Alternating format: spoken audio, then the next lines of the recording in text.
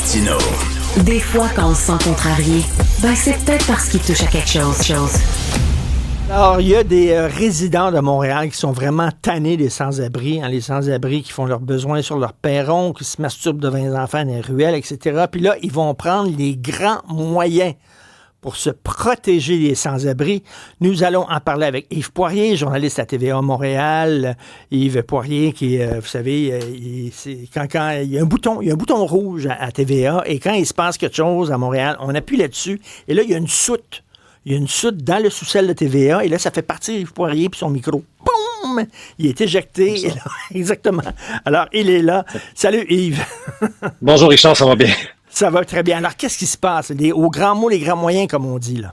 Oui, absolument. T'as pas besoin de le mettre au futur, Richard. Tu peux parler au présent. Il y a des propriétaires d'immeubles à Montréal qui en ont assez des itinérants. Ça, c'est un fait, mais qui agissent en ce moment. Cette semaine, il y en a qui ont fait installer dans leur cour arrière, qui donne près des entrées là, de différents commerces, une clôture industrielle, commerciale, qui fait à peu près 6 pieds de hauteur, avec en haut du barbelé.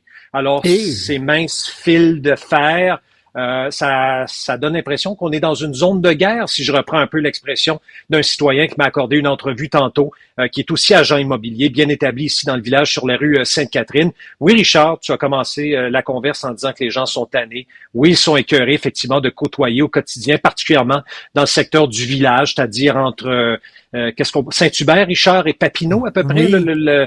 la section problématique, je te dirais, là, sont tannés vraiment de côtoyer ces gens. On a des drogués, des consommateurs, une itinérance chronique. Alors, des gens qui, chaque jour, ça fait un peu... as-tu déjà vu la série Walking Dead? Oui, oui. On a l'impression, effectivement, avec tristesse, là, je dis pas ça pour rire, là, je dis avec tristesse de voir tous les matins quand j'arrive à TVA, parce qu'on est dans le quartier, de voir des gens lourdement intoxiqués le matin. Ça me brise le cœur de voir ça. Je viens de croiser une jeune femme tantôt d'à peine début de la vingtaine qui était totalement intoxiquée. Alors voilà, donc les gens installent des clôtures pour barrer l'accès, pour chasser cette clientèle carrément de leur immeuble.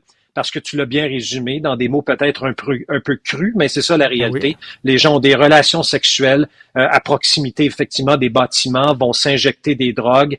On retrouve des seringues, des condoms souillés, etc.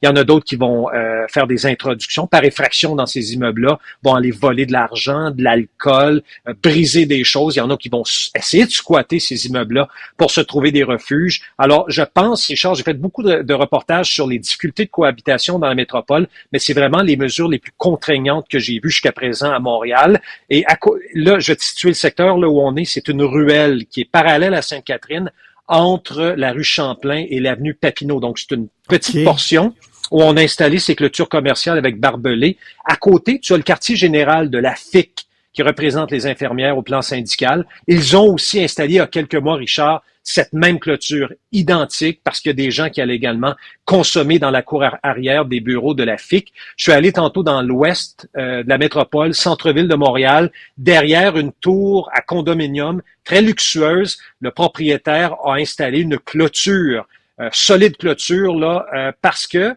son immeuble est à côté du chemin de fer, près de l'autoroute Ville-Marie. Et puis, il y a des campeurs, des itinérants qui s'installent là. Et encore là, ils avaient accès à la cour de cette tour à condominium. Puis à Laval également, on m'informe, et tu auras des images dans le reportage à 18h, sous un viaduc, on a installé des clôtures pour empêcher justement les itinérants de trouver refuge à cet endroit-là. Mais là-bas, Richard, les sans-abri ont réussi à, si tu veux, briser la clôture pour aller se réfugier sous le viaduc, sont en quelque sorte à l'abri lorsqu'il y a des intempéries. Alors, c'est vraiment le scénario actuel dans la métropole, dans certains secteurs, précisons-le, dans la métropole, où il y a vraiment de l'exaspération face à ce phénomène là, qui est très critique là, en ce moment. Écoute, la ville de Montréal, oui, vas-y, Richard. Non, mais c'est partout au Canada. Tu as vu des images de Vancouver. Là, Vancouver, c'est rendu maintenant comme San Francisco. Là. C'est vraiment épouvantable. Même chose à Ottawa, dans le coin du marché Bay, qui était vraiment un coin là, vraiment très joli. C'est ça, le marché Bay, tout le monde qui va à Ottawa, on connaît ça. Je suis natif de l'Outaouais, Richard. Je connais bien ce secteur. Je suis né dans la région de Gatineau. Et quand j'arrive par Ottawa vers le marché Bay, tu es sur King Edward. La première chose que tu vois, c'est un village de sans-abri, de gens intoxiqués, qui quémandent. Je te dis que ça envoie une drôle d'image à la capitale fédérale, justement. Mais Yves, à un moment donné, quand les citoyens, les commerçants aussi qui ont des problèmes, là, quand ils voient que la ville ne fait rien, à un moment donné, ils décident de prendre les choses eux-mêmes, là, d'agir pour eux-mêmes, entre autres en mettant des clôtures comme ça. Est-ce que c'est ce qu'on te dit, toi, les gens qui ont parlé en disant on se sent abandonné par la ville, on sent que la ville ne fait rien pour nous protéger? Oui, c'est ce qu'ils disent carrément. Puis je pense que ça rend en quelque sorte très impopulaire en ce moment le parti de Valérie Plante, Projet Montréal. Du moins sur l'aspect de l'itinérance, le fait qu'ils se sentent abandonnés, laissés à eux-mêmes, qu'ils sont obligés de débourser des milliers, des dizaines de milliers de dollars pour se protéger de cette façon avec des clôtures et barbelés. Là, ça frappe l'imaginaire. C'est une zone de guerre, je reprends ce que je disais. C'est pas moi qui le dis, ce sont des citoyens. Certains disent que Valérie Plante n'aura peut-être pas leur appui lors de la prochaine élection fédérale. Municipale, pardon, parce qu'ils se sentent abandonnés. C'est ça, en gros. Alors, l'opposition officielle a réagi tantôt en disant que c'est le résultat, effectivement, de l'inaction de l'administration Plante dans le dossier de l'itinérance. Mais l'administration Plante dit en même temps, écoutez, on respecte ce droit des propriétaires privés de prendre de telles mesures sur leur terrain.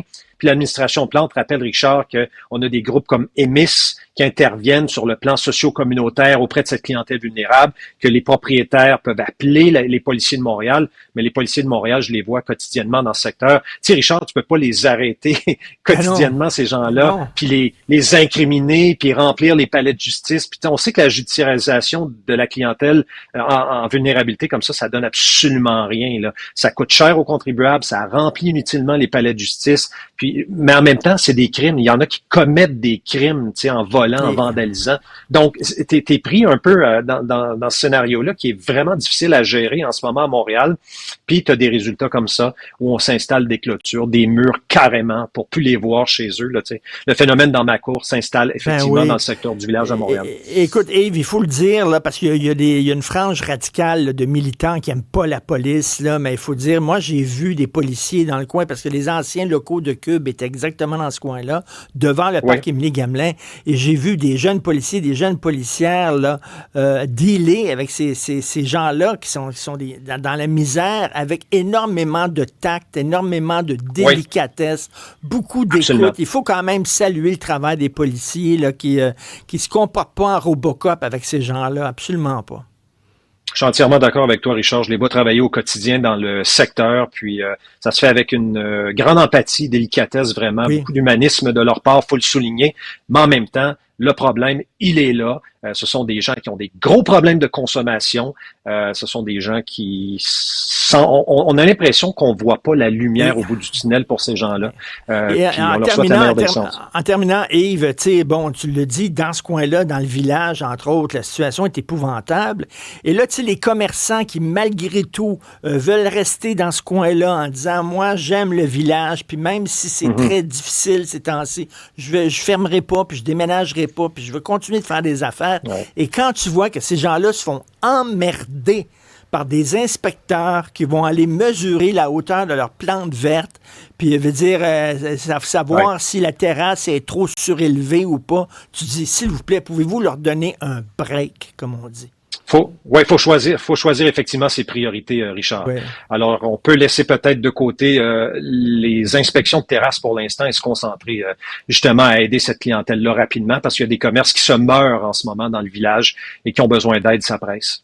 Écoute, on va regarder ça. C'était aux 18h, ton reportage ce soir. On va regarder ça, bien sûr. Et bravo pour ton excellent travail, Yves. Merci. Merci, Richard. À bientôt. Salut, à bientôt.